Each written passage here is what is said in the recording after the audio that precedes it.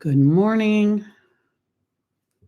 Good morning. Good morning. It's Sunday, November 16th, 2025. This year is finally maybe over. I can't wait. My name is Teri Hunter. I'm an intuitive astrologer, intuitive teacher, spiritual teacher. Everything about me has to do with connecting and empowering myself and others. So, good morning, Loy. So nice to see you. Welcome to the room today.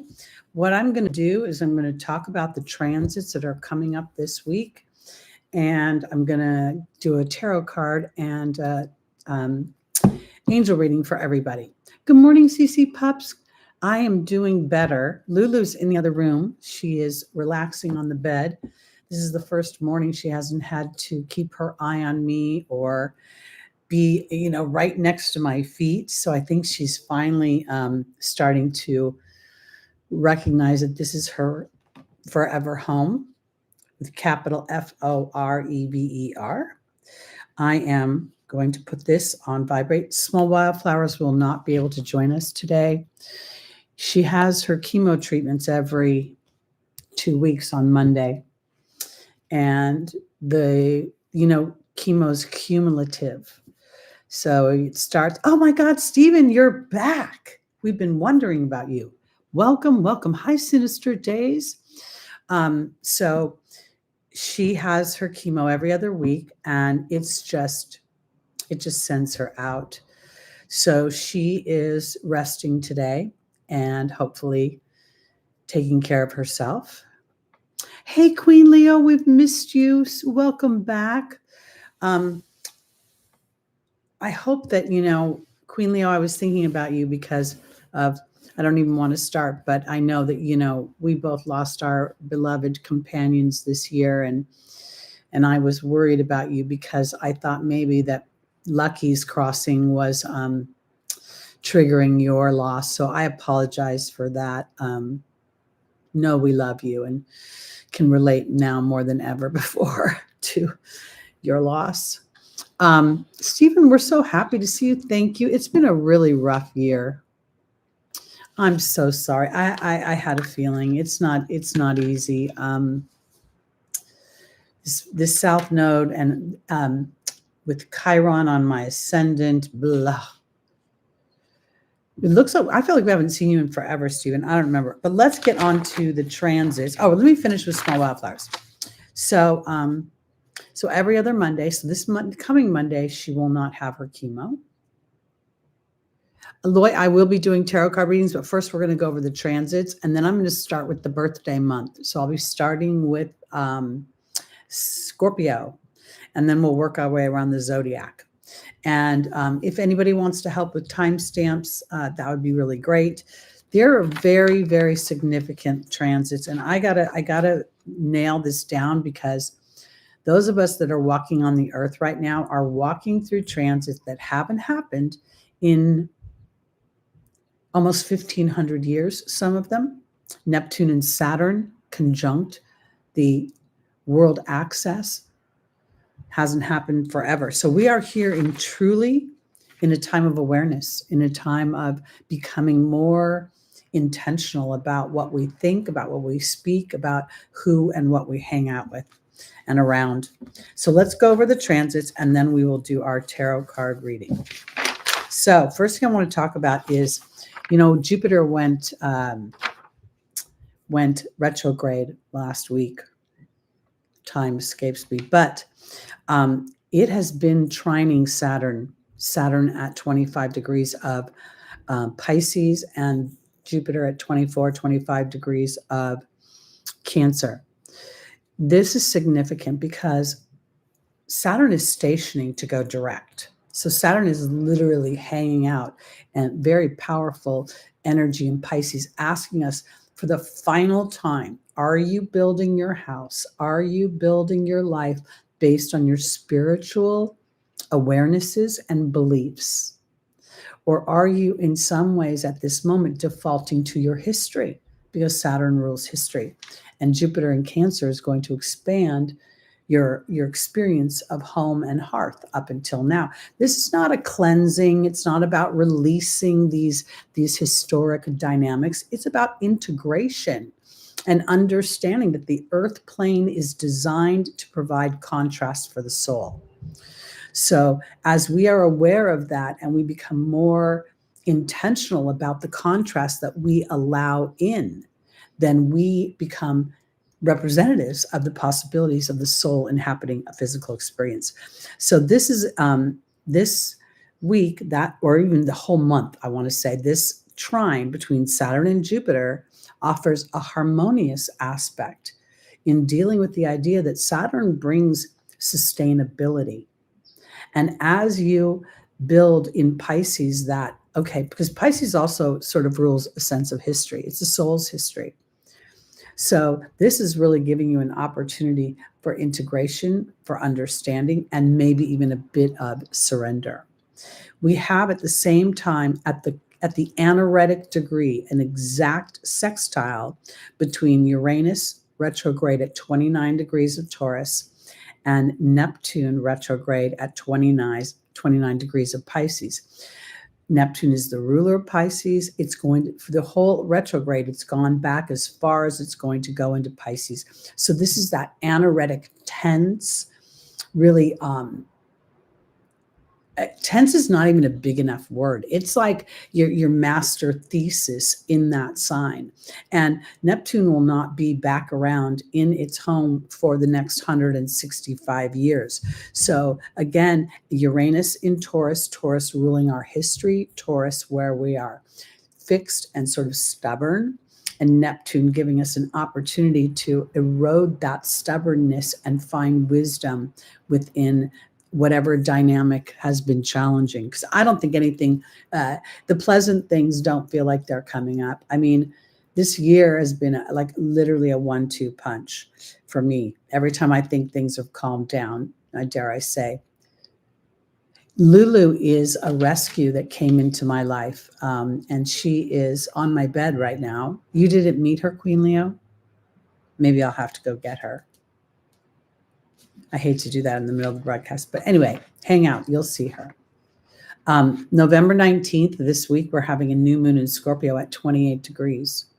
I think this is, again, so significant because we're in the sign of the deep psychological imprint that we make decisions on that have power and control of us that sometimes we're not even aware of.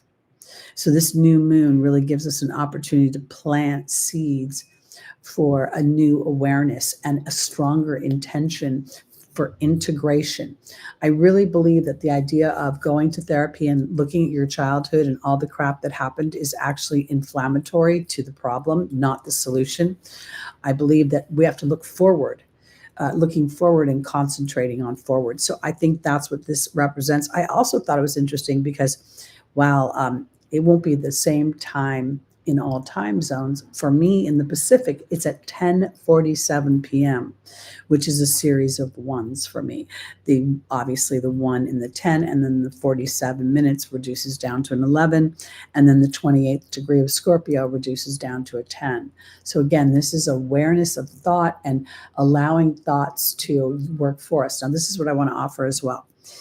When we get in a loop, right, we get in that loop, those intrusive, negative, dark thoughts come in.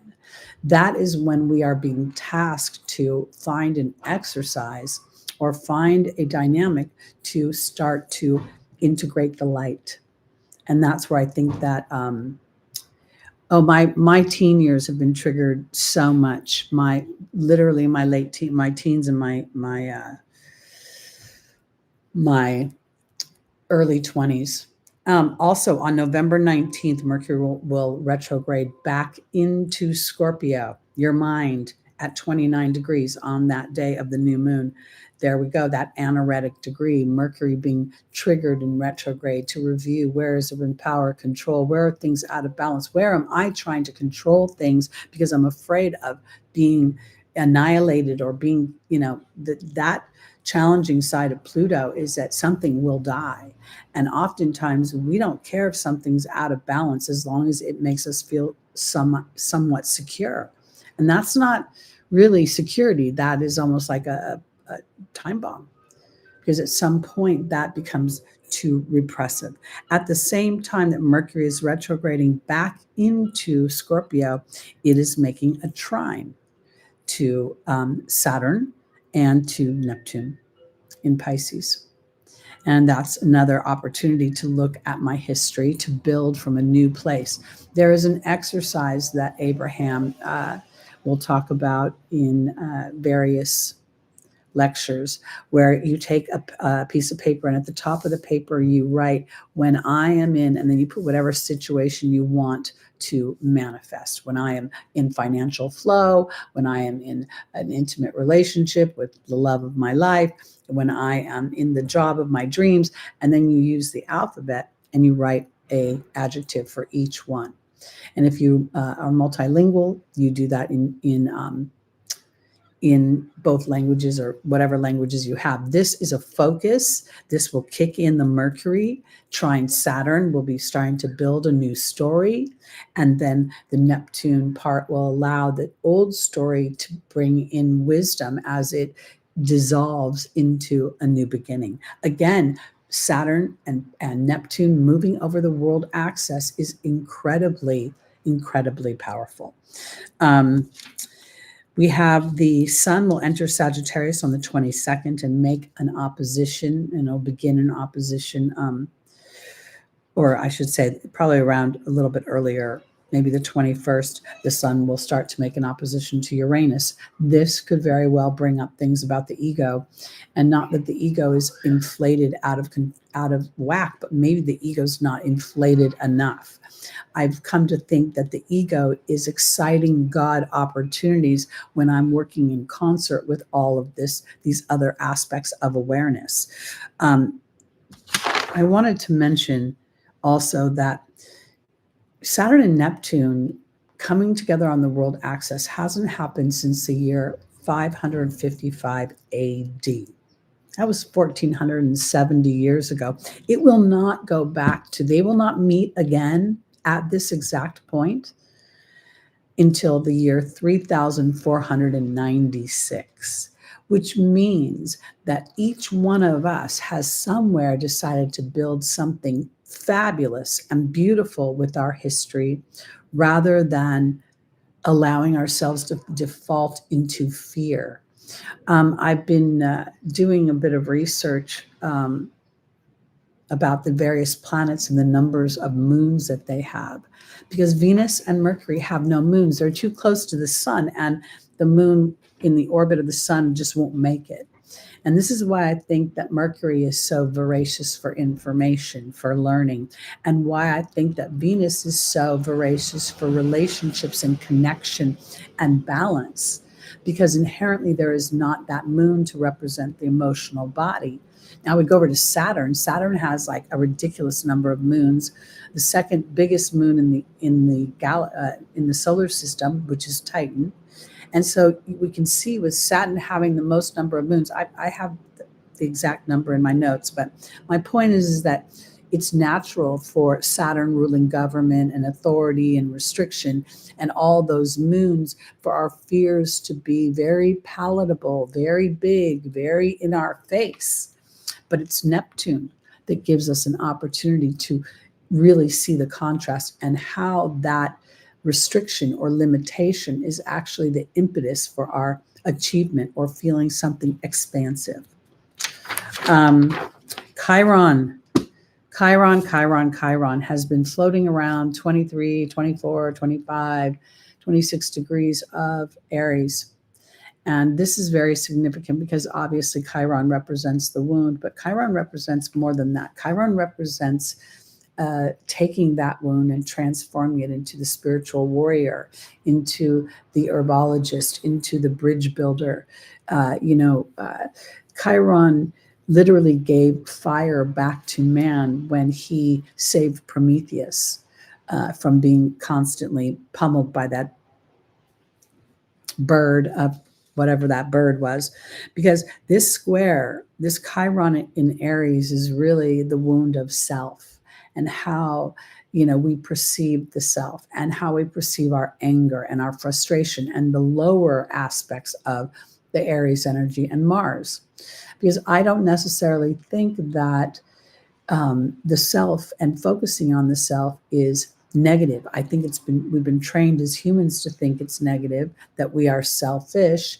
And yet, if we were all more a little satisfied with our lives and ourselves, we would be much more expansive and generous with others, which is why Jupiter in Cancer retrograde could be this fight between the self and what you want for yourself, and then what the family, what you've been raised, what your own country and the origins and traditions within that have nurtured in you. And you could feel, that tension of, will I be a part of something when I focus in on myself? Now we take Chiron in Aries, right? The sign of pioneering spirit, of bravery, of heat, of fire, of passion. And now Mars is on the great attractor between November 20th and November 23rd, floating within a few degrees. I think, whenever a planet is within 2 or 3 degrees of an important point, we can harness that energy. Mars is action, right? So this would be action for those period of days, starting to really implement the exercise I just spoke of, using Mercury's retrograde to review, what is it that I really want? What is it's very important to me? And be mindful, because most people box themselves in with what they can see and what they think they know they want. So I'm really much more invested in flow, in ease, in peace of mind. So when you start to think about these exercises and you use this retrograde period, there are 5 planets plus Chiron retrograde.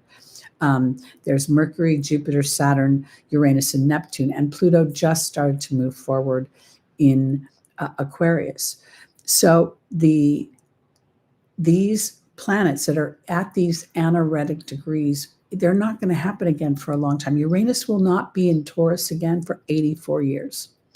So Uranus liberating us from those wherever we're stuck, wherever we're not using our voice, wherever we're moving so slowly that we look like we're not moving, the lower side of Taurus. We have Neptune in that last degree of Pisces, really tasking us to allow and surrender and sacrifice whatever is being dissolved at this time to open up something bigger. And then there's Pluto, that's going to do a 20-year stint in Aquarius and not be at this particular point again for 248 years. These are all just like incredible transits for change. Okay, let's go on to our readings. Real quick, I think I'm going to introduce Queen Leo to Lulu. She's on my bed right now. I put a little jammy on her because she's got a little allergy. And we've done a DNA test to see what she is and see what she's allergic to. Give me 1 second.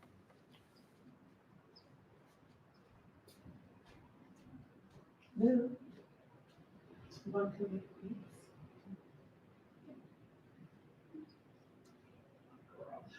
Oh, you were biting again. I see you were biting on your butt. You're biting on your tail. Queen Leo, this is Lulu. She's 5 years old.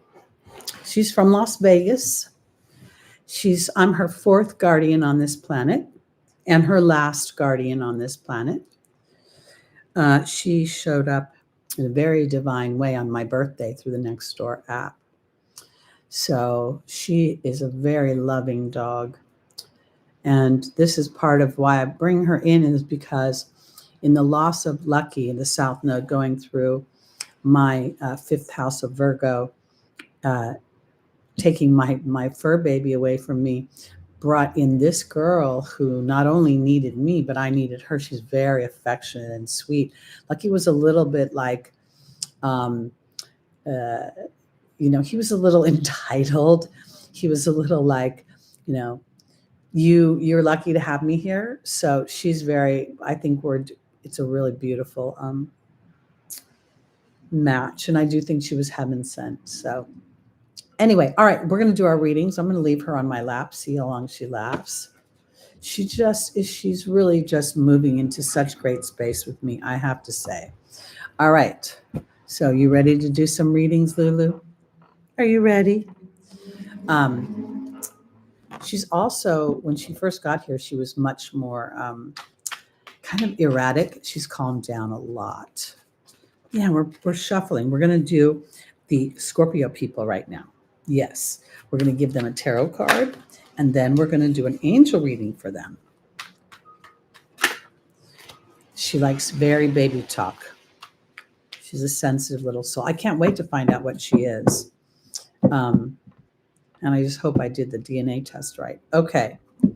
Our tarot card for our Scorpios is the King of Pentacles. Now, this is a very, very powerful card for manifesting in the earth plane.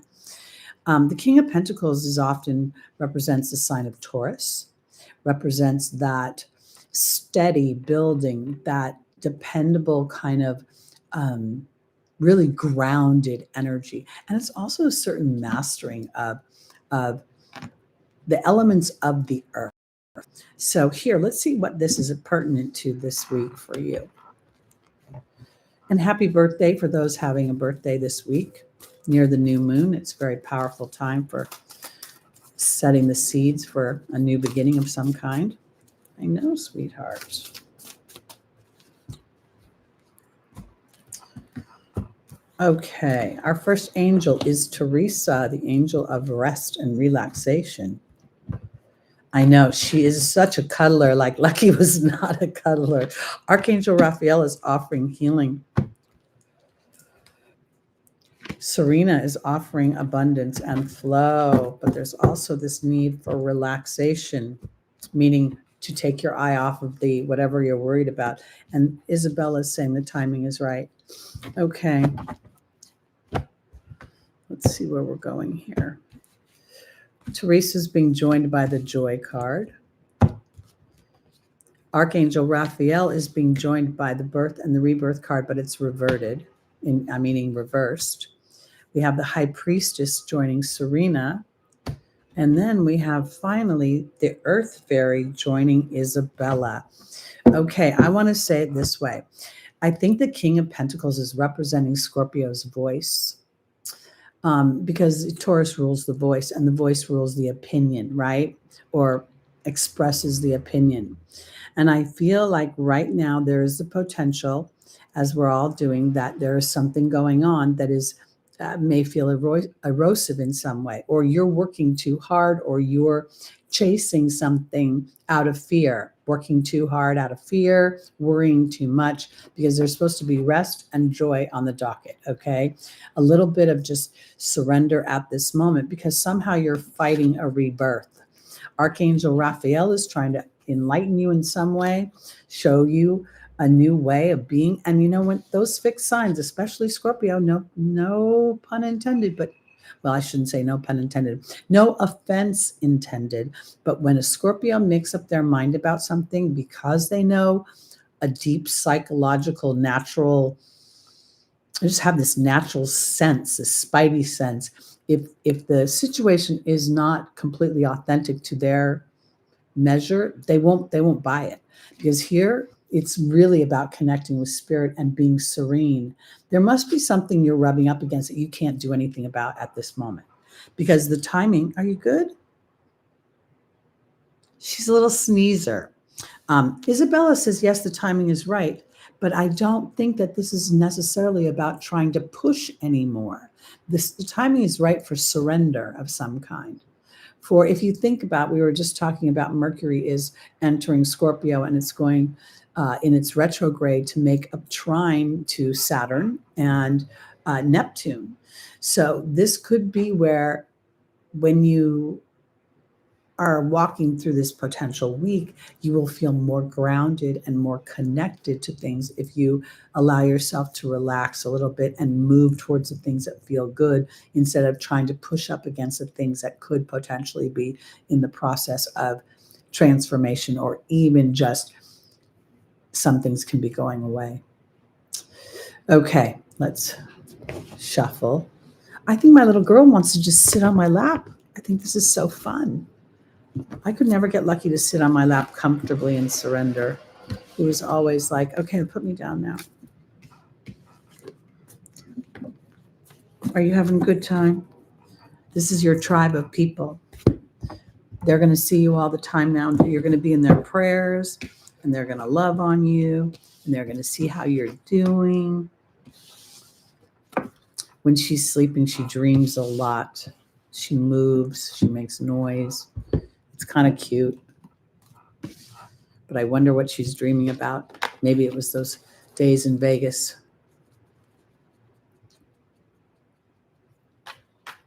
I'll check that out, CC Pups. We're getting the part of the, oh, did you see her put her head on my chest?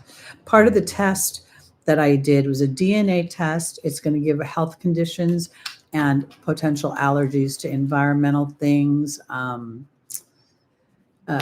food. It was 4 different things. So I had a cat, Emmett. I have a picture of him draped over my shoulder like a scarf. He was the greatest cat. I can't even have another cat because of him and the litter box. All right, Sagittarius, here we go. She's just melting into my lap. It's so adorable. I haven't been giving her beef. I've been giving her lamb and trying to finish up some food that had rice in it, so I don't know. But I know she was allergic to chicken, and so she may still be detoxing from the chicken. Okay, Sagittarius, your tarot card for the week is the Ace of Swords, but it's upside down. So what this means is that there might not be any new ideas. If you think about it, you're having Mercury retrograde through your sign, just moving into your 12th house of Scorpio. And this could very well indicate, 5 planets retrograde and Chiron retrograde being almost, just a few weeks until the end of the year.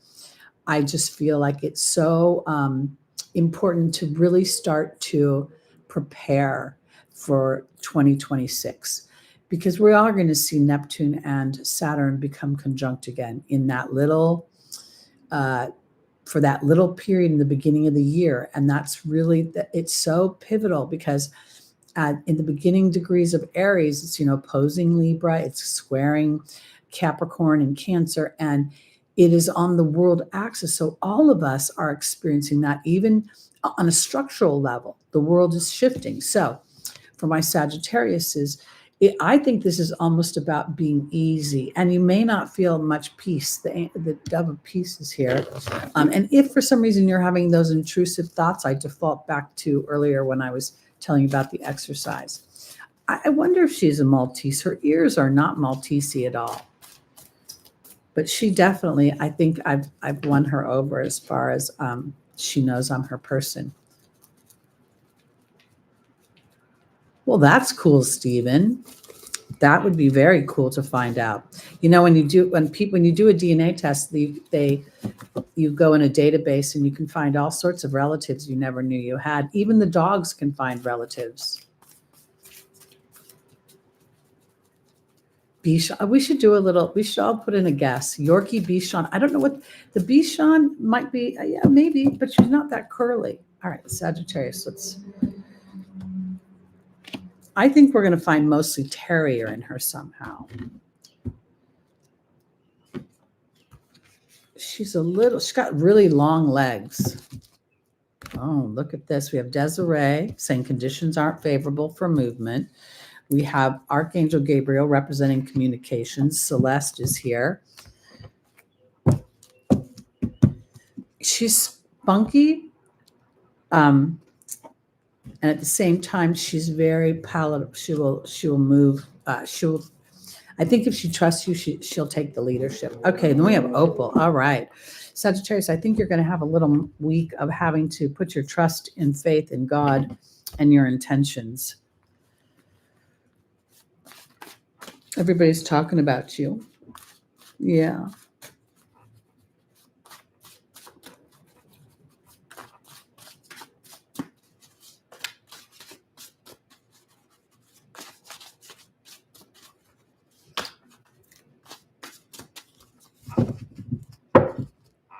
She's very playful. She likes toys a lot.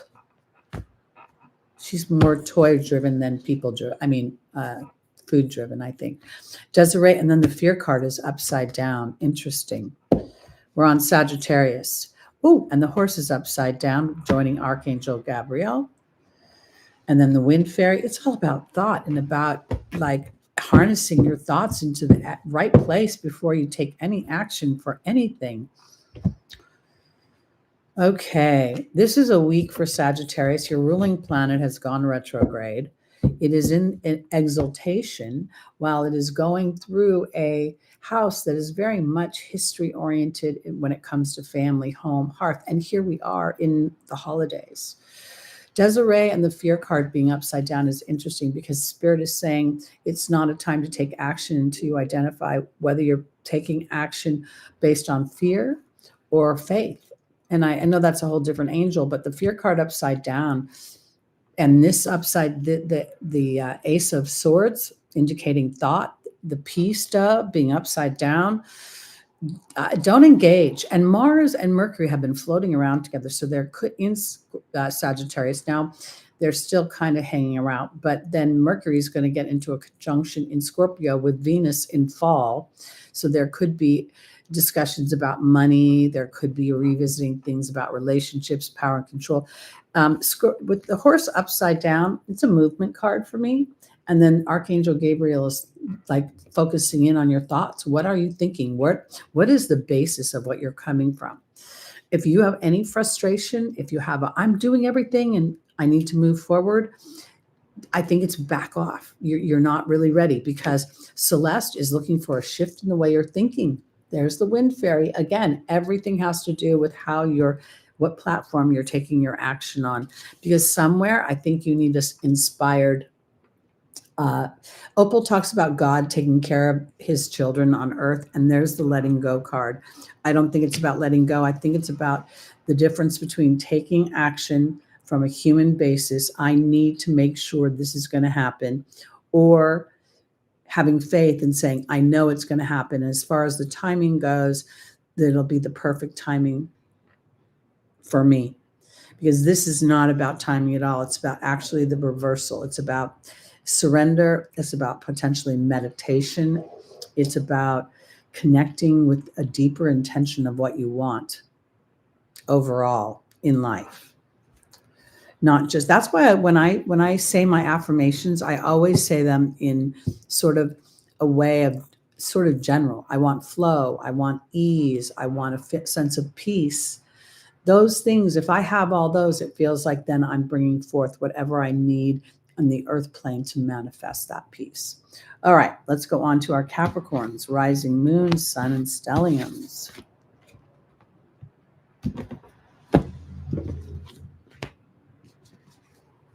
Whoa. Are you comfortable? You look comfortable.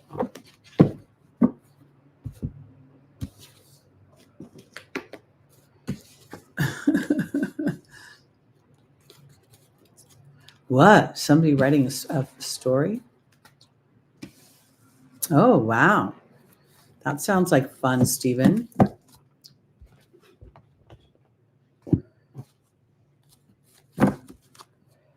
Okay, on to our Capricorns. Thank you. Just call me Sia. I appreciate you.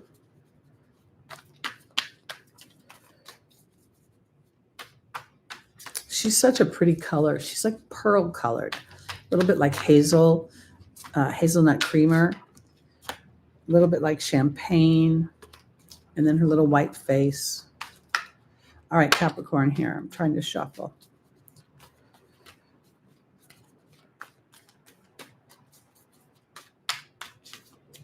All right, here we go. Your tarot card this week is the Seven of Wands. This is a card of defending yourself, taking a stand. Let's see what that's about.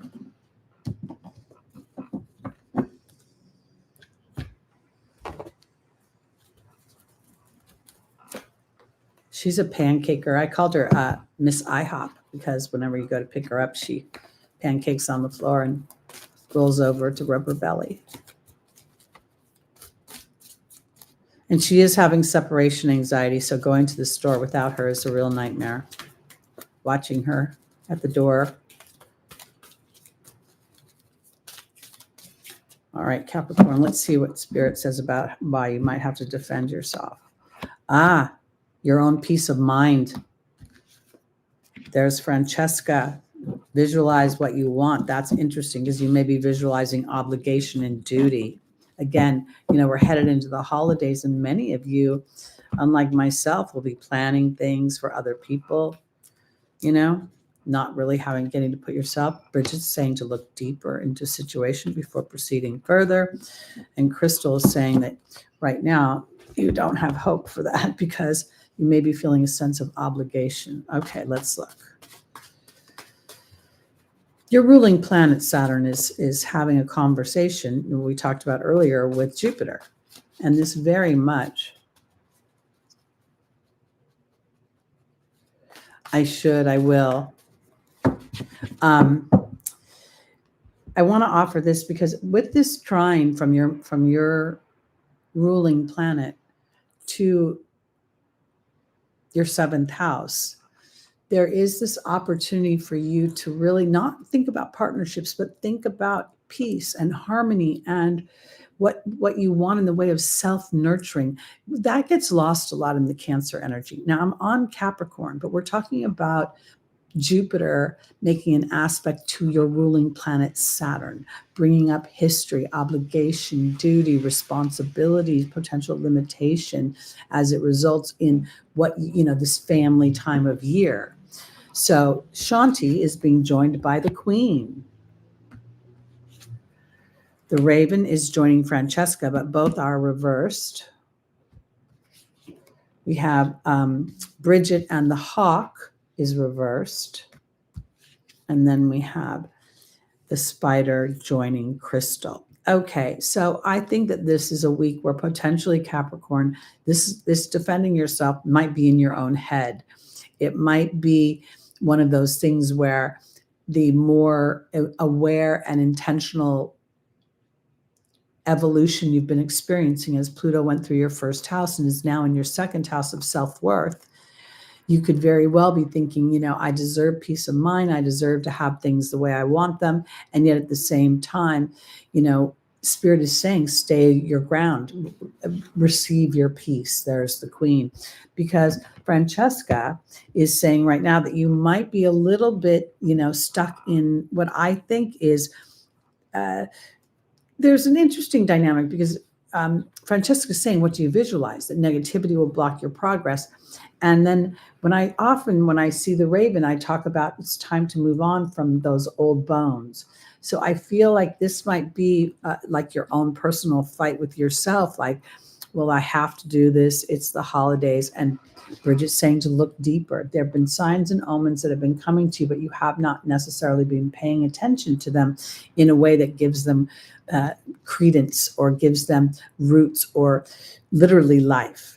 Because your faith and hope is upside down.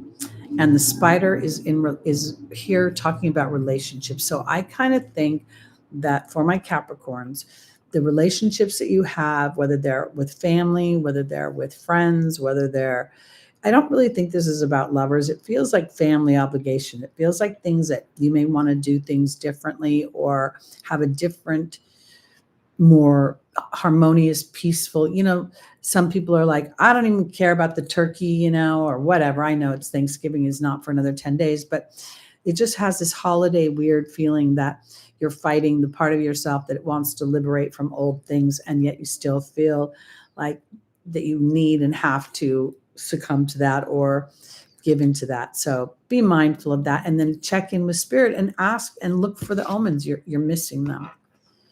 All right, let's go on to our Aquariuses. There were so many signs that came really rapid fire when Lulu started to show up from literally Lucky showing his face in the clouds in South Africa to Seahawk dropping a feather. Then Queen Leo, you do you. You do you these holidays and whatever is most authentic to your peace of mind. It's part of the next chapter is taking it from conception into, 3D. And as you start to do that, then things will open up in ways that will bring connection that you don't expect.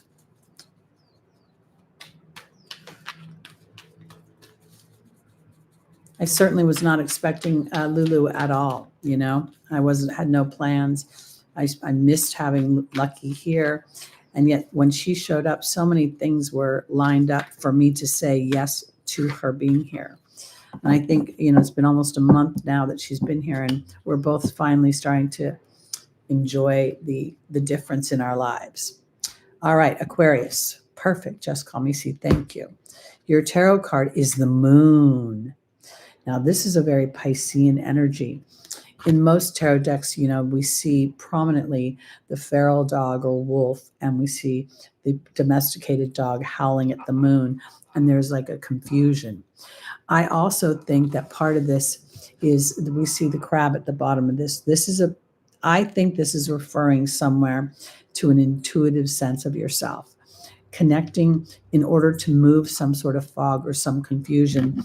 It's about slowing it down, maybe breathing a little bit and really connecting to, I want to even say, that feral part of yourself that has the authentic answer.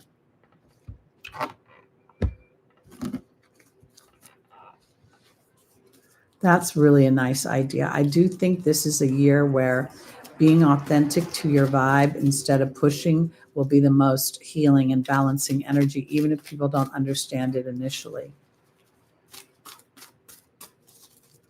All right, Aquarius, let's see where there's a potential of having to dig deep into what's most important to you.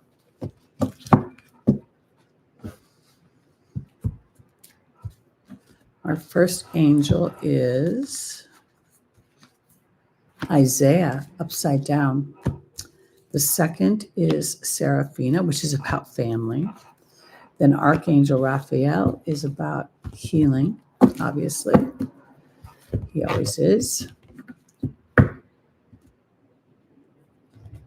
And final angel is Serena. All righty.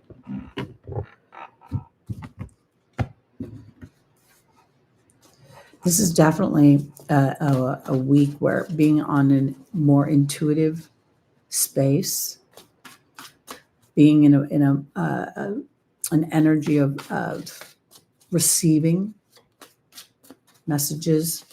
I think she's falling asleep in my lap. Oh, just when I said that. Okay.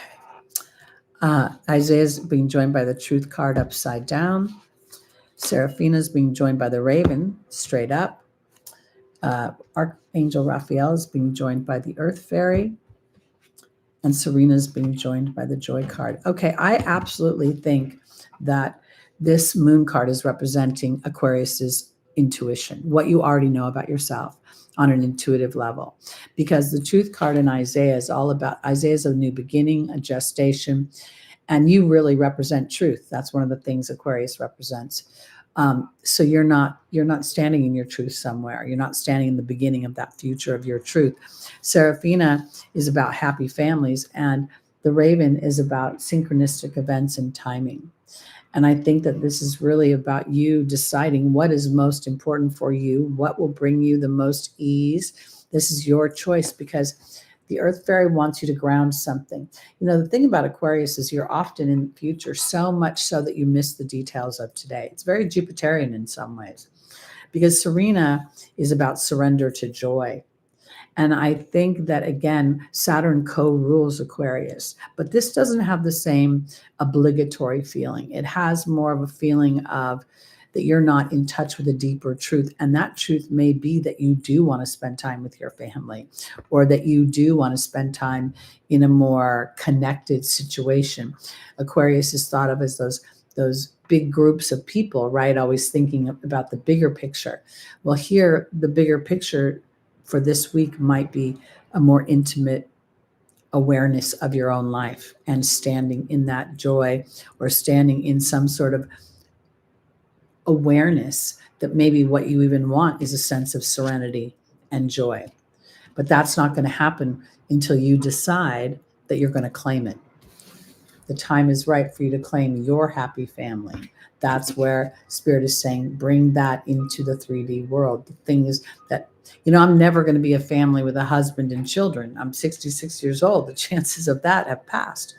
But this little girl coming into my life and me surrendering to the timing of it when I wasn't quite ready for it. But at the same time, she's healed my heart so much and she's given me so much already that rather than experiencing grief, I'm experiencing a bit of conflict between missing Lucky and being so pleased that she's so loving. And he really was not, he was a friendly dog and he was an emotional dog, but he was not an affectionate dog. That I had to force upon him. And I did it often through bribery. So it's kind of nice to have somebody who just likes to cuddle for no reason but other than to just cuddle.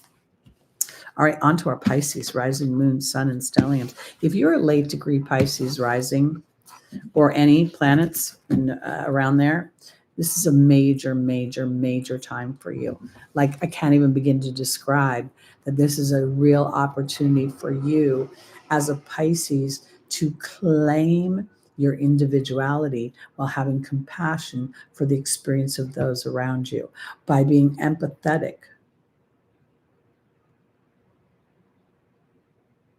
Oh, Cece Pups, that's so sweet. I kind of feel like there was a weird destiny starting to happen maybe even 5 years ago, because when she was born, Pluto, Saturn, and Jupiter were all in Capricorn in my 10th house of public, it's in my, actually 9th house maybe part of my 10th house, but a lot of my 9th house. So I wonder if there wasn't some changing of the guard, because Lucky really gave me my business. And I think Queen Leo said it, she's giving me love. And I'm not used to that. Since Emmett died, I haven't had an animal in my house that wanted to glob on me. And Emmett died in 2014. All right, on to our Pisces, Pisces, Pisces. Here we go.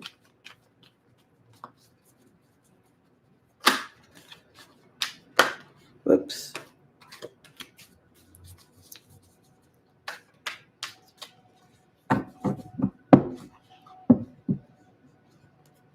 Right. The tarot card for this week for our Pisces is the Nine of Wands reversed. You can put your guard down. The war is over, and now you can incorporate whatever you learned through the wars. When we look at the traditional Rider-Waite deck, we see a character who has a bandage on his head. He's holding a wand, and then he has a wall of wands behind him. He looks very wary. Having this upside down is like you don't need to be wary anymore. And I think this could come out where we're looking at you using your intuition and your powers of discernment a little bit more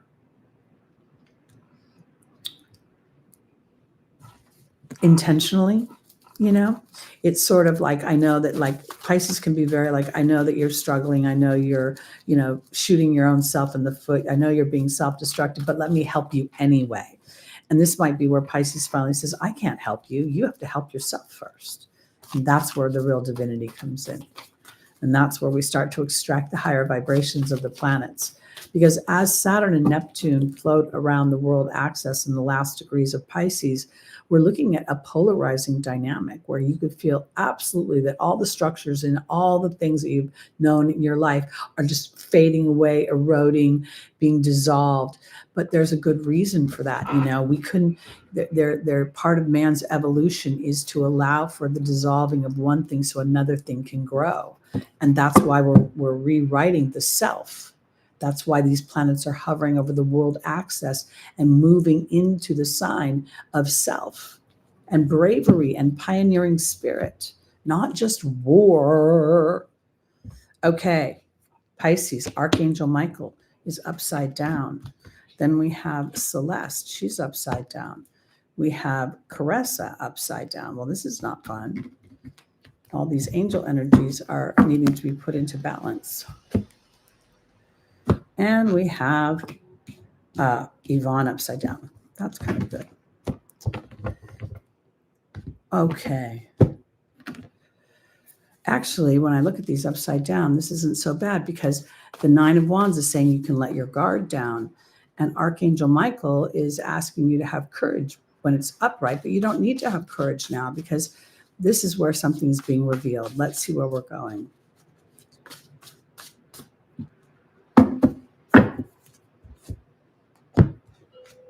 Love. Oh, you don't need to guard yourself, but to have courage in love.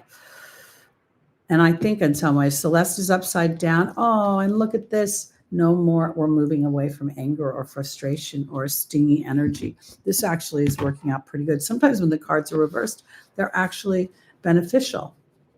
And we see a whole theme here. Now, I think this is what I want to say too, because as I'm reading this, I don't want you to think that, you know, this is about someone else. This is about you and your powers of discernment. You let your guard down, but not letting it down into a place where you're vulnerable to somebody else's more negative traits.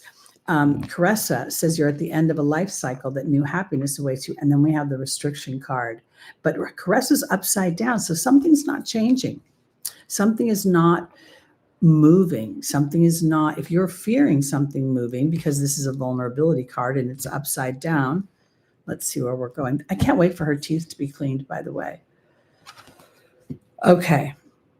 Overall, for my Pisces, this week, the Mercury retrograde and the other planets could have you actually feeling afraid that you're going to lose something that you love or something's being erosive. Spirit is saying, change that thought around. Somehow, whatever the stinging energy is changing. It's balancing out. It's calming down. This end of a life cycle is not happening here. There's a restriction right now.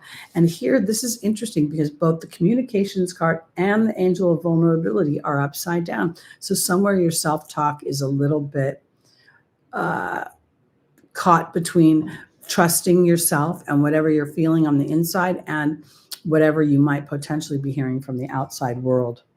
You know, once people have known you for a while, they tend to want to, even if you have bad habits or they have things about you that they don't like, they want them to stay the same because they know them and they're familiar.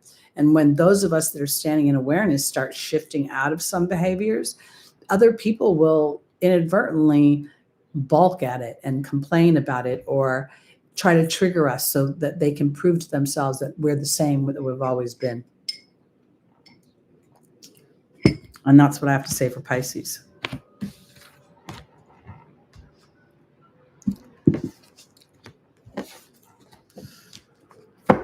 I literally feel like I have a sleeping baby in my hands because she's dead weight right now.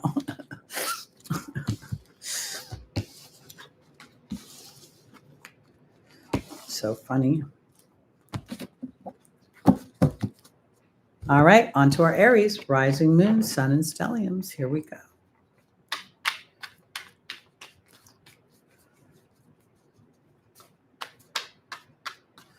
You know, CC Pups, I had a little crisis of faith, you know, this year. And I don't know if it was really a crisis of faith. It was more like my personality wanted to be mad about the things that were happening. And then my soul part of me was like, I know these are necessary parts of my growth. And that conflict made me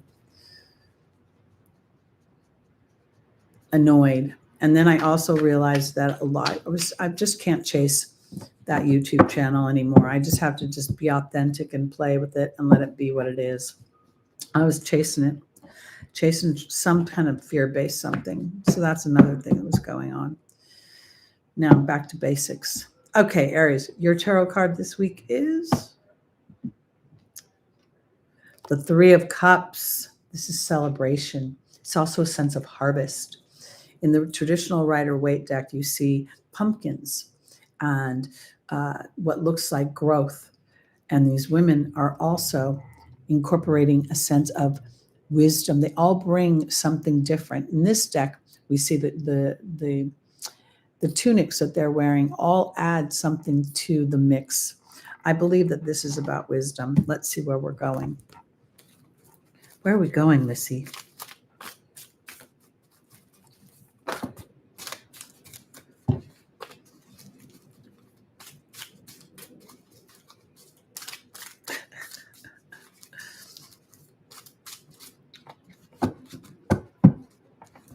All right. Our first angel for Aries is Isabella. Yes, the timing is right. The second is Serena. The third is Yvonne, upside down. And the final is Desiree. It's always nice when Isabella says, yes, the timing is right. And Desiree says, no, it's not. It's like Jupiter and Saturn hanging out together. I did exactly that, CC Pups. I said, I'm struggling. I'm in my body. I'm in my personality. Is anybody there listening? And then all those signs came through. And then, but that's why I don't think that God and the angels gets mad when you have a dip, because they understand you're in the contrast, They understand that we're trying to fight the good fight. Believing beyond belief. Aren't these ears the cutest thing you ever saw? I don't even know how to describe them. Okay, Isabella is being joined by the disruption card reversed. This is for Aries. Serena is being joined by the goblin. Yvonne's been joined by the protection card. And Desiree is being joined by the bared upside down. Oh, she's going in for a teeth cleaning as well. But I will. I did some coconut oil myself this morning. Okay, Aries. Yes, the timing is right for you to start to see the disruptions in your life as something that's giving you something. The disruption card upside down that's a divine disruption. There's something that is happening. And I think it is an awareness of your ego, and then being a bit serene about the dealing of the ego, meaning this. The ego is like a hormone. It flows and ebbs, and sometimes we feel confident about things. Sometimes we don't feel confident about things. But Aries does not like to feel vulnerable. Aries would rather get mad, okay? I think what Spirit is saying is for my Aries, with Mars going through Sagittarius right now and having traveled with Mercury for so long, and even I think this week they're still kind of in conversation, and then Mercury is going to have a conversation with Venus in Scorpio, the co-ruler of your planet, because meaning Mars, I want to say, I think just be serene about if you're imperfect, okay? If you still have some issues, you're incorporating wisdom. There's the protection card and the vulnerability card upside down. So I feel like you're walking through a period of time when you feel vulnerable, when you feel as if potentially the lower desire or the lower levels of Mars could be displaying themselves. And yes, this disruption a disruption, if it has come up or is coming up, is here to help you define and become more serene with who and what you are, and then allow yourself to start to rewrite your story, okay? Because that's what Desiree is talking about. Conditions aren't favorable because you haven't started to tell a new story. The new story is everything's always working out for me. There's a reason why one door closed. There's a reason why Lucky left. It was his time to leave so that Lulu could come in. And this was so Lulu could be rescued, so Lulu could feel a sense of peace, so Lulu could live in a life where she's not competing for everything. Lulu was the low man on the totem pole in all her 3 previous homes.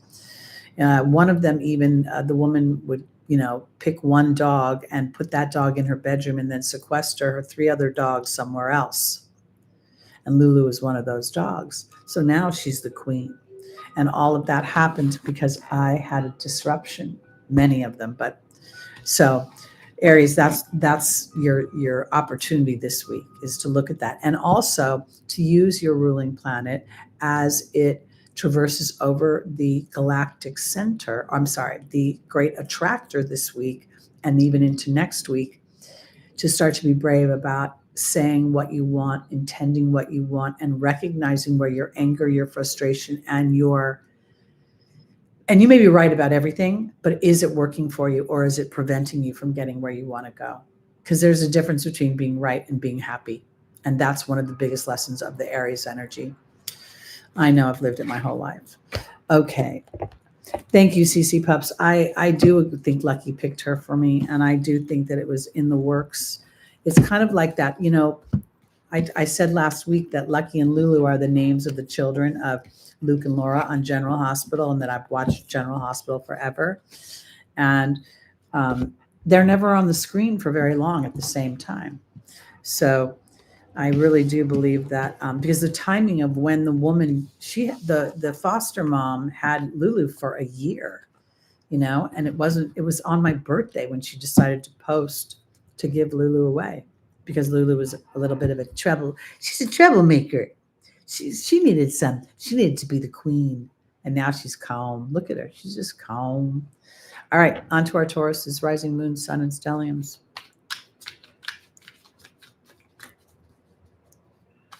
Just getting more and more comfortable every day. And the good news is that Lucky really taught me how to be brave when it comes to the dogs, because I've had to, look at her butt and put some medicine on her butt. I put her in clothes so she wouldn't bite the medicine on her butt, not just put her in clothes for no reason. And she's so good about not going in the house. I got to tell you, it was raining crazy the last 2 days. It's finally a little sunny today. And she just waited to go till we went out, and I had to wait for it to stop raining like cats and dogs. All right, Taurus, your tarot card this week is the Ace of Pentacles. This is the beginning of something coming into the material world, something that you want. And Taurus always likes a sense of security and safety through the material world. Plenty of money, plenty of food, plenty of resources. Let's see where we're going. Hi, Betty. Welcome. Happy Sunday to you too. Good to see everybody in the room. We have 11 people and 11 likes. Make a wish, everybody. It's 11:11. My girl. My girl. Oh, your breath is stinky today. December 6th. Oops. Oh, I got it. December 6th at 3:30. She's having her teeth cleaned. Whoa. All right. Taurus, our first angel is Sonia, the angel of the guy, loved ones on the other side. Archangel Michael's upside down. Archangel Uriel is here. And Oceana.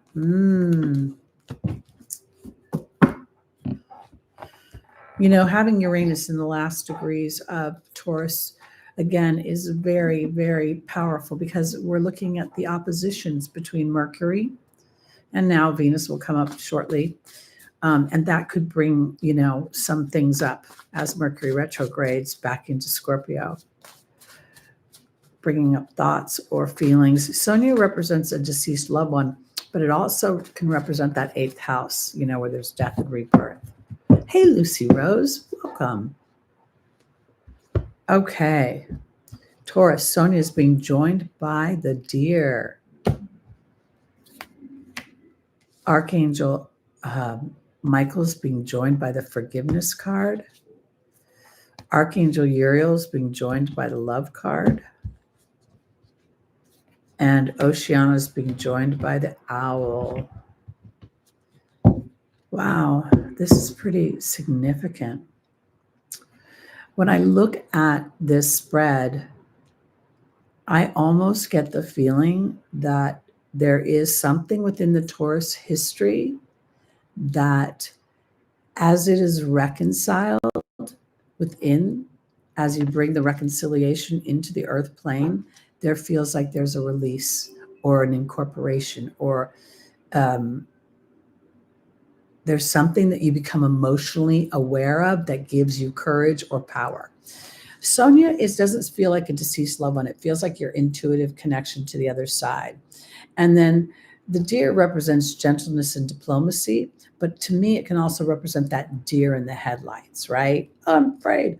Don't be afraid of the messages that are coming through, Taurus. Don't be afraid that, you're imagining things, or, if you don't see a burning bush and Moses standing there, that it isn't true, because here, this forgiveness card is about reconciliation, and Archangel Michael is about protection, about courage.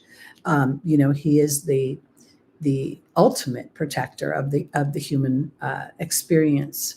And I feel like there's a lack of courage to reconcile an experience. It's somewhere, Taurus, that, while you want things to change, you don't want things to change, because something here in the angel's advice has to do with feeling loved or not feeling loved, because we've got Archangel Uriel dealing with resentment and anger and not being open. So you could inadvertently be hanging on to something and continuing to actually bring it into the earth plane, because Oceana is asking you very much to take action on an emotional and intuitive level, to lovingly assert yourself. And the owl is about wisdom, literally. And it's also about deception, but I don't really think so. I think it's about, you can choose to see something. It might be about self-deception. So this is where I'm going with this. Somewhere, Taurus, in this week or in this time period through the holidays, you may find yourself feeling on the interior some sort of break in something, or something is no longer serving you. The deer, that fear card is an intuitive knowing that something needs to shift. That could be Uranus.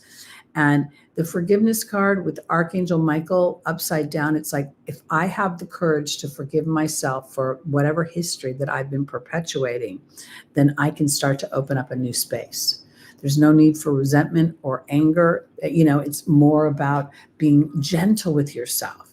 And maybe it has something to do with either not using your voice at all or not using your voice constructively.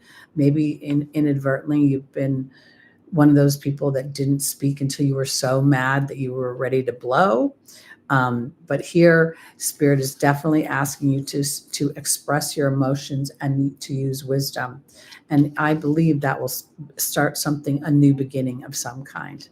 And that new beginning would be an interaction with others, where you get to be a more authentic version of yourself, the way you speak, your opinion, instead of potentially hiding it or keeping it to yourself because you don't think others would respond. I don't know. All right, let's go on to our Geminis, rising moon, sun, and stelliums. Did I tell you guys I can get an age test for her too? It's like another $100. I'm going to wait to do that. And they can get the age down to the month of birth. And I thought, wouldn't that be interesting? Because then I can play around with that by her habits and how she is. We can all take a guess what we think she is, what her sun is.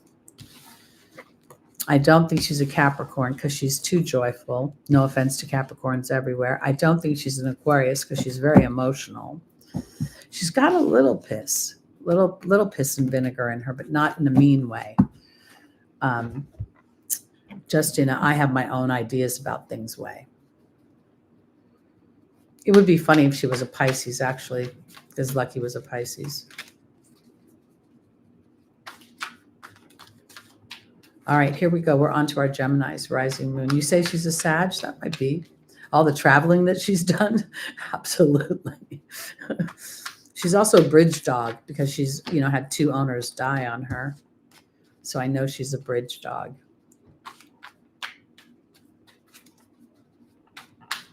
All right, Gemini, let's see what your card is this week.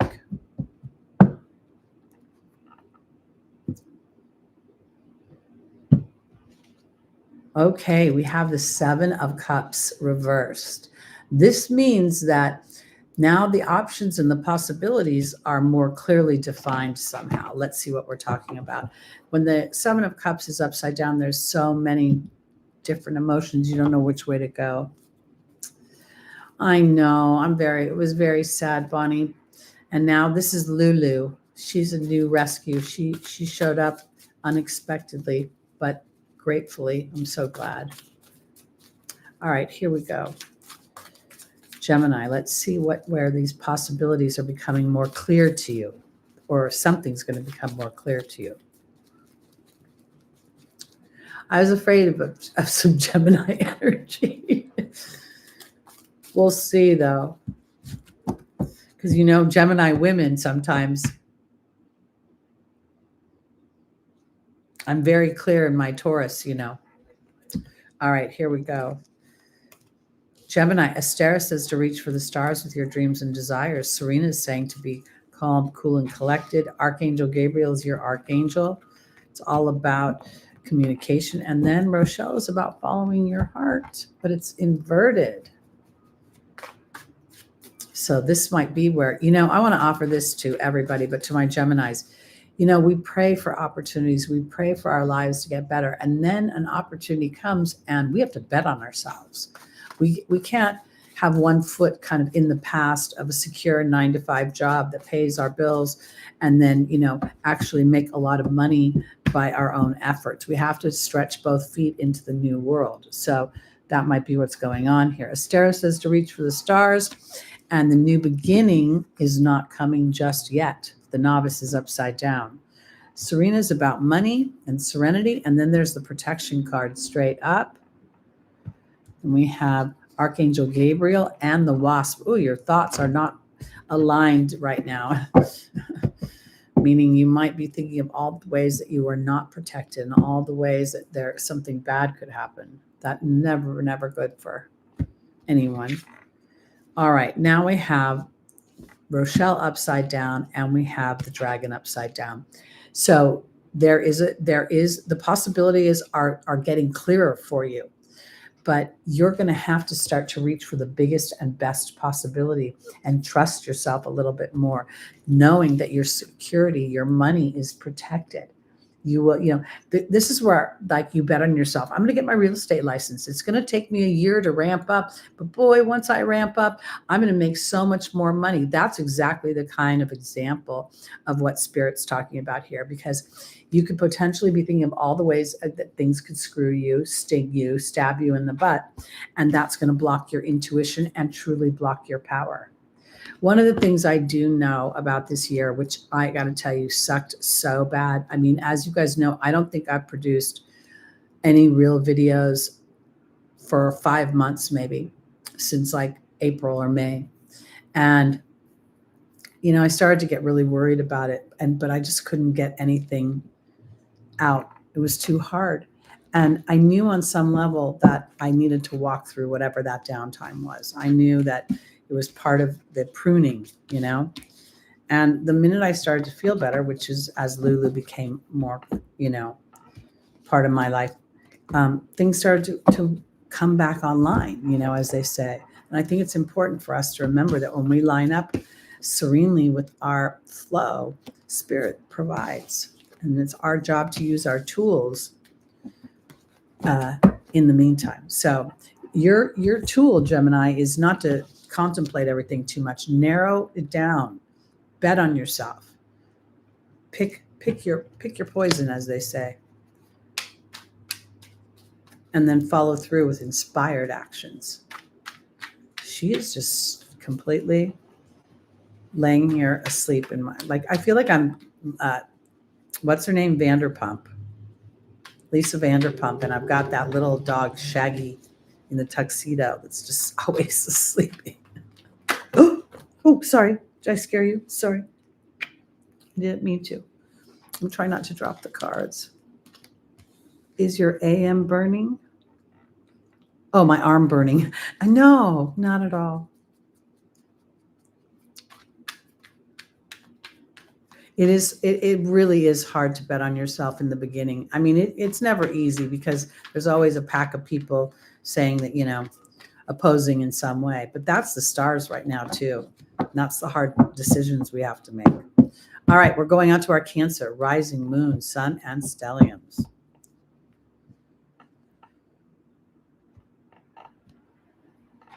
She could be a little Cancer-y.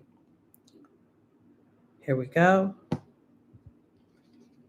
Oh, the Ten of Swords upside down. The drama is lessening, but doesn't necessarily mean it's gone away.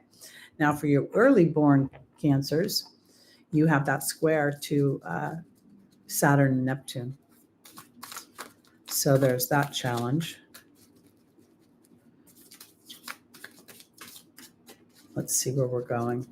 Thank you so much, Just Call Me See. I really appreciate you.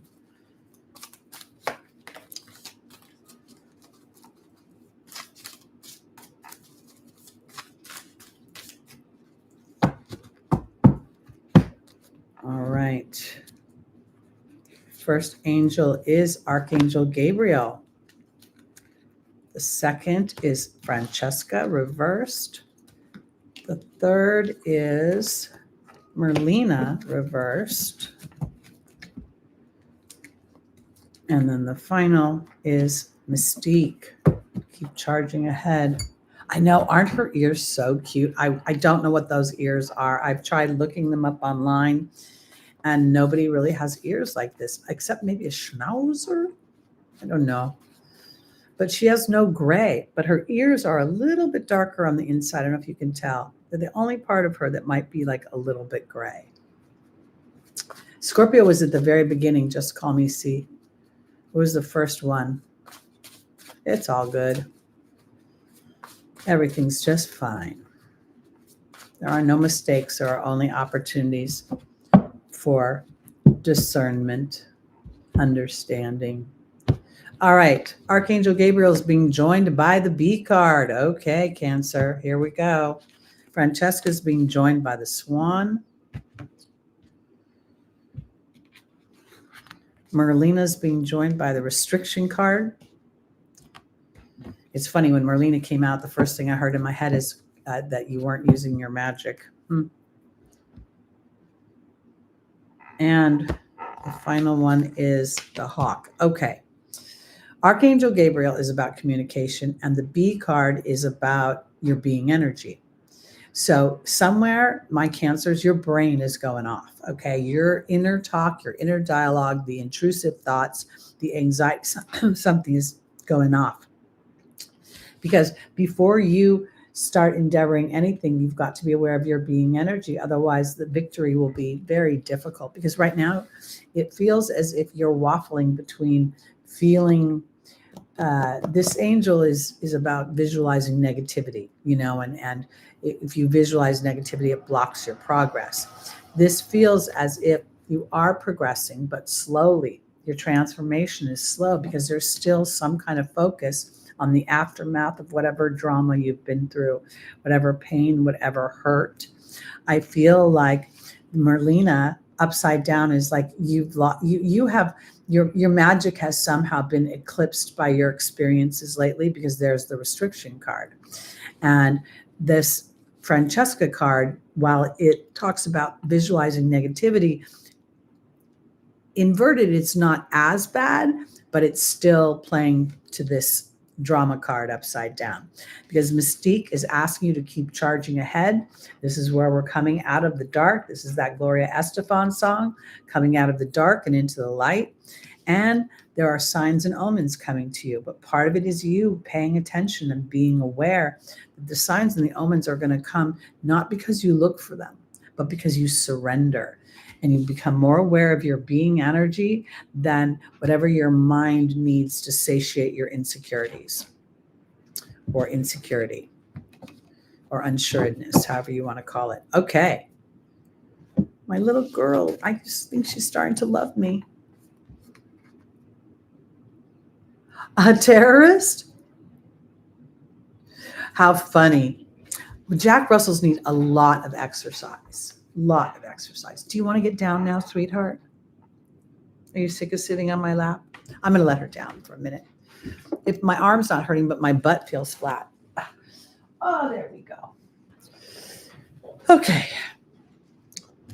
Thank you, sweetheart. I didn't buy her that outfit. I got it for Lucky when he was going through all those allergies. I used to put those medicines on him, and then I'd put him in clothes. He hated it so much. None of the dogs I've only had 2 dogs, but beep, beep, beep, beep. Yeah, she wants to go back there and bite something. She is loving on me. I love it. Okay, on to our Leos, rising moon, sun, and stellium.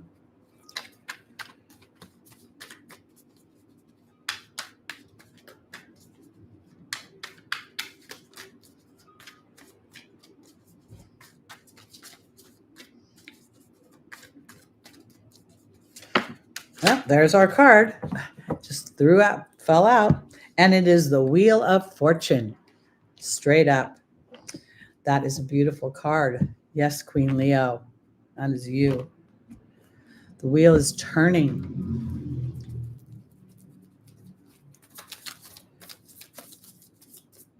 I love this deck. All of a sudden, I just saw the imagery. There's the Leo lion right there. We're on Leo. So it's at the top of the wheel. So this is about courage of the heart. The rabbit is coming up the wheel. See? So there's something prolific coming. I'm doing the wrong side. Something prolific coming. The rabbit is prolific. And the monkey is going down the wheel, which that just immediately was like the monkey mind, the back and the forth. And that is best served by the Leo, the lion, following your heart. Indriel, the light worker, is upside down. Vanessa is upside down. Oceana is upside down.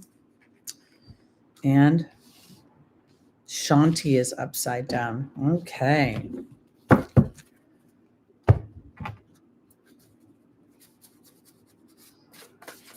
Interestingly, at the bottom of the wheel is a red sphere, and it has like a dark hue at the top of it.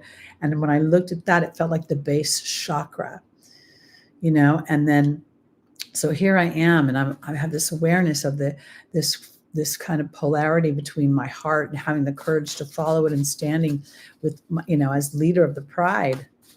And I mean that pride as the pack, not the ego. Indriel is being joined by the forgiveness card. Indriel's upside down. The movement card is being joined by Vanessa upside down. The love card is being joined by, or is joining Oceana, and the Grail Knight is upside down. Okay, this very much is about, this is what I want to say. For my Leos, early born Leos are experiencing the opposition to Pluto. So something could very much come up that's going to be disruptive and kill something off. And I say that because it's an opportunity to see something from a bigger picture. Indriel is the light worker, but you're not shining your light. And the forgiveness card here is about a reconciliation of an experience. So somewhere this feels like one door is closing, but another door is opening, and that's represented by the Wheel of Fortune. The challenge is that at this moment, you are probably giving in more to fear than faith. And it's like moving into faith is going to be the way to start to extract what it is that you're wanting to feel. Your emotions are blocked somehow. You're not feeling the vibe, the call of your own soul within your heart. That love card to me is not about intimate love. It's bigger than that. It's the ultimate love. It's the world is good. My life is going to get better and things are good, because this peace of mind is not happening right now, and neither is the Grail Knight is about being. To me, the Grail Knight here and the peace of mind is that there's an illusion somewhere. And the illusion might be about loss. The illusion, okay, I'm going to just be kind of blunt, because maybe, when I lost Lucky, I can't tell you how hard I cried. Like I cried like guttural crying. And while I didn't know it, being open to Lulu coming in was really divinely, filled my heart, but I wasn't open to it in the beginning. Somewhere you have to open your heart up to something. Let the love back in, let the light back in, allow for a restoration of your faith. Allow yourself to start to feel that there is a divine wisdom to whatever emotional upheaval there has been. That's the best way I want to put it, because the Wheel of Fortune is offering a change in your luck, but you're not seeing it right now. You're not feeling it. And I feel like maybe that's it's more important to go back to what it is you really want. And that might be ease. It might be flow. It could even be evidence. I want evidence that things are shifting in a more positive, more aligned way. Okay. Going to go on to our Virgos, our Libras, and then we'll be done for the day. Hey, J-Dog, welcome to the room. Lucky's gone. He went to doggy heaven on October 4th. I now have a new rescue named Evidence Would Be Nice. I know, Queen Leo. I know. But that's a little bit where, thank you, J-Dog. It's where when we believe it, we'll start to see it. And that's where I was getting caught up in earlier this year. It was where I was in my ego, and I was like, I need evidence right now because everything feels like it's really going south, and I can't get where I need to go until I see something. And that surrender brought in the clouds that were like literally a baby picture of Lucky, the Nextdoor app bringing her on my birthday. There were a lot of signs that came, but there was even in, because I believe wholeheartedly, and I have my whole life. So when I feel doubt and wonder if I'm just some charlatan, that is doing funny mind tricks, then, I know I'm in trouble. And here I needed Spirit to show me that I wasn't. Well, Georgia, one of my favorite names in the whole world, is Georgia. I would never have named Lulu. I would have named her something different. I didn't name either one of my dogs. There will be playback. It'll take a few minutes, and I don't know when we'll get the timestamps up, but we're fabulously flawed on this channel and doing things just raw. Okay, we're going on to our Virgos now. Virgo, having the South Node going through your first house, not easy, as it's asking for the dissolving of perfectionism, dissolving of processes of thought that don't serve you, that focus more on worry. That's the shadow side of Virgo, is the worry. And worry is a form of prayer that doesn't serve you. So let's see what Spirit has to say for Virgo this week with their tarot card. Are they really? I didn't know that. If she's a Yorkie, I'll be so surprised. I don't even know what she's going to be because I can't figure it out. She's got kind of a big head, like a Westie, her head, and then her body's super skinny. All right, Virgo, let's see what your tarot card is. The Tower, Epiphanies. The Tower scares everybody, right? Because it's unexpected change. And for a Virgo, you don't like the unexpected. But the Tower is a rebellion. The Tower is saying, I'm not doing this old structure anymore. It's blowing the crown off of its throne because it's gotten worn out. And oftentimes, I think 100% the Tower is Uranus. Okay, Uranus rules lightning, as does Jupiter, by the way, but Uranus rules lightning. Uranus rules rebellion and revelation, and the future. And in this particular deck, you have to be kind of naked, on some level. You're going to be thrown in a way that makes you feel very vulnerable. And let's see where we're going. Well, isn't that interesting? So you have a potential of moving yourself into your future if you'll allow for the breakdown of whatever isn't serving you. Or anyone, Virgo.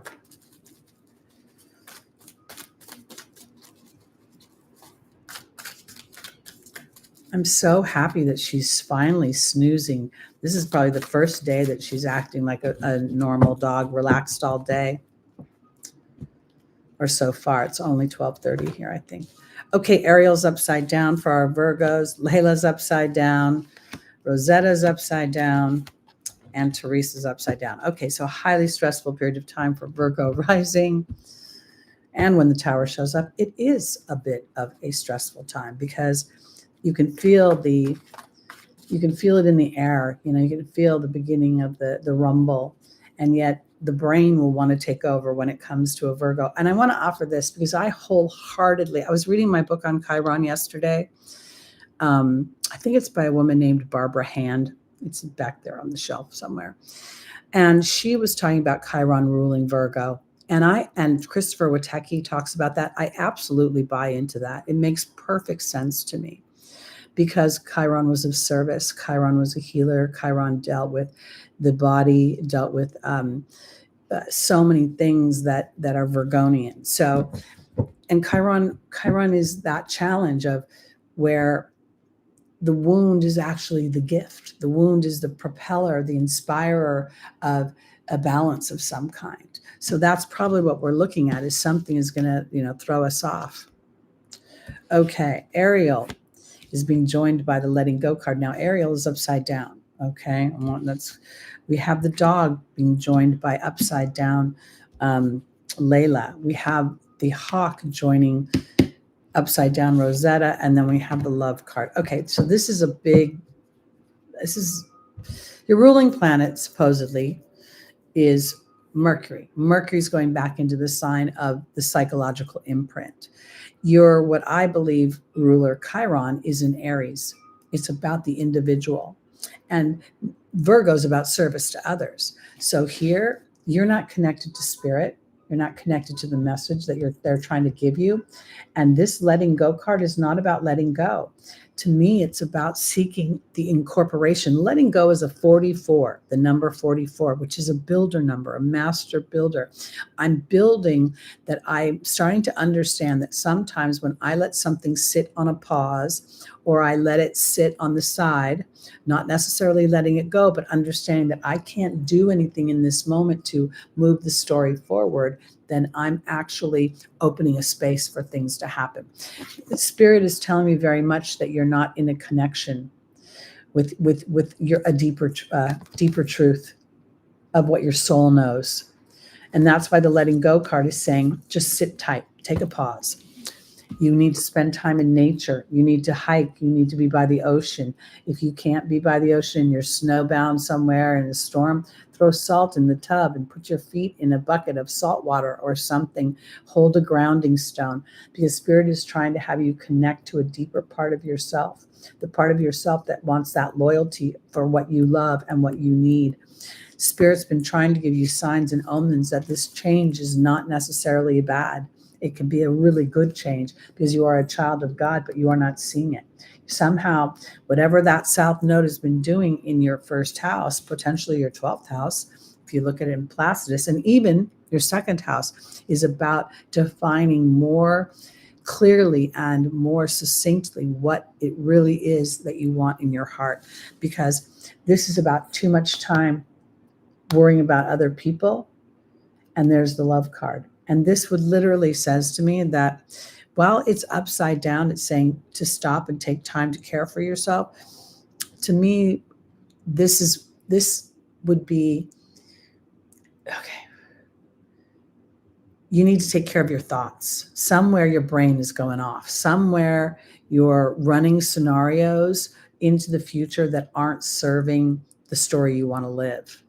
And that's why I think Spirit is saying it's about surrender in the moment to whatever you don't know, right? You don't know what it is. You can give into your fears, you could be scared, but this is about creating your future. It's important to remember that the sign of Aquarius, which is ruled by Uranus and Saturn, is about things happening over time that facilitate your hopes and your dreams. And sometimes we are on a trajectory and we think that's where our hopes and our dreams are, but something is shifted. And in the shift, there's a bigger dream and there's a bigger opportunity to invent that dream. And that's what I think this is about. Connecting with spirit, which you're not doing. You might be too much in your head, focused in on love, and love from a place of worry, a place that is not coming in clearly or succinctly. And spirit is saying to stop worrying, because worrying is actually plugging into the wrong socket, not giving you the light you want.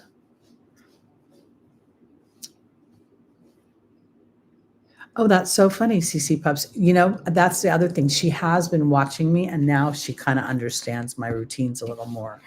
She's seen me do readings on the internet. She's really good with people that have come to the house.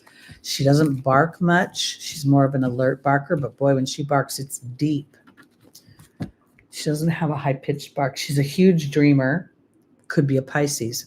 She dreams. She's dreaming right now. Her ears are moving. Her little paws are moving. She's so cute. Okay. I don't know a dog that isn't cute, though, really. Even the funny-looking dogs are cute. Hi, Robert Clock. So nice to see you. I don't think I've seen your name in the chat before. Welcome. And if you're leaving, I hope you have a great week, and we see you next week. Okay. On to our final sign of the day. This is Libra for our rising moon, sun, and stelliums. Her tail's even moving. She's like, wagging her tail in her sleep.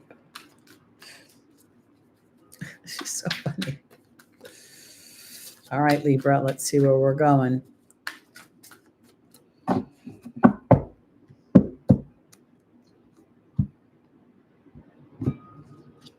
All right, we have the Queen of Pentacles reversed.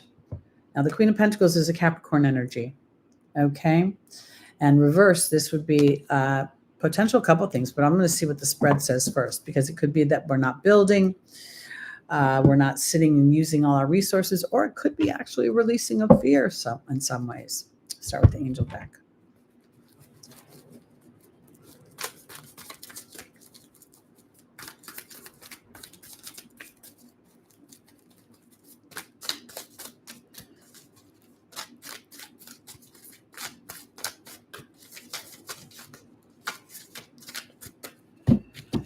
Could also be that you're about a sense of independence. Let's see. Our first angel is Rosetta. The second one is Desiree, upside down. Azure's upside down. And Xana is upside down. Well, basically the trine between Jupiter and Saturn and Neptune, and then having Mercury trining that as well, I think it could actually be really good, Queen Leo, because that's where those water signs are asking us, especially with Mercury going into Scorpio. It's asking us to be powerful in our thoughts, to be mindful that we all have an imprint, and that imprint of some kind. Oh, went wrong deck. That imprint, it affects us and sometimes paralyzes us. So here Rosetta is saying you have it's a childlike card. It's a card of teaching and parenting, but to me, this is the inner child. Desiree is upside down, so it means that conditions are favorable, but to look at what you're building, Libra, look at how you are actually, what it is that you want. And because you may not be feeling very protected right now about what you want. And that's that weird Libra, I've got to be so cooperative and so I have to acquiesce really what I want for the sake of the partnership. There's that passive aggressive tendency when it comes to Libra on the negative side. Rosetta's being joined by the Love card. Desiree's being joined by the Serpent upside down. Both cards are upside down. Azure's upside down, and so is the Wealth card. And then finally, Xana and the Butterfly. Okay, so this is truly where Spirit is saying to Libra to be mindful of how you're building things and how fear and restriction could potentially be in your way. This feels like a blocked energy to me, okay? A blocked energy of maybe even a certain amount of logic. I feel like the Capricorn energy is very realistic and logical and practical, like Virgo, but with a more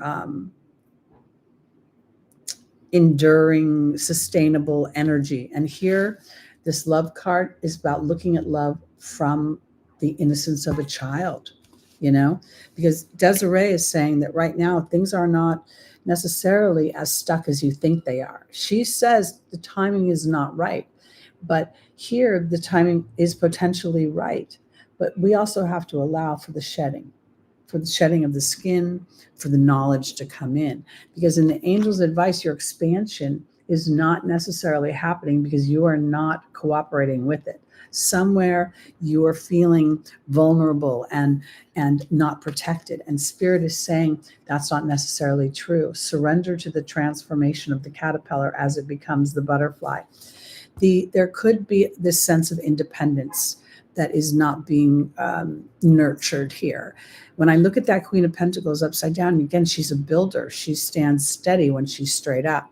So this could be where you've been maybe overly dependent on people or situations around you, and now your soul wants to experience a new version of itself. Now, if we think about the idea that Saturn and Neptune are conjunct on the world axis, this is very much hitting the beginning of the Libra energy and will continue to oppose the Libra energy as these two planets move deeper and deeper into Aries. So this is, again, this sort of rewriting of the self and allowing the two me's, me and a partner, to come together to create a we versus an absorption or a fusion. So I think that's really on the focus. And I want to say this, to allow yourself, Libra, to ask God and the angels to give you a sense of protection if you don't feel protected, to explain, in your own kind way that you are in this mere mortal vessel. And while, on a soul level, we know these things to be true and, undisputable, inside this vessel, it's not as clear. So we need help. All right. That's it for the week. Anybody gets excited about putting timestamps in the comments, I will love you forever and show you my appreciation in some way soon. Thank you so much, Queen Leo, and everybody. Just call me C. Thank you for being our mini moderator today. And thanks, everybody. Robert, for being here. George, Queen. I said hi to Queen. Let me just say bye, Stephen. Bye, Georgia. Bye, Lucy Rose. Betty. Everybody. Sending lots of love to you. By the time we get to next Sunday, we'll be into Thanksgiving week. And the heat is on. That's what I think is when the holidays come. It feels like a beautiful time of year to feel so much pressure. All right, everybody. Love you so much. Peace out. Do my fingers work? Peace out. I'll see you next week. And please pray for Small Wildflowers, that her body comes back into balance on the sooner side of later. Okay. See you soon, everybody.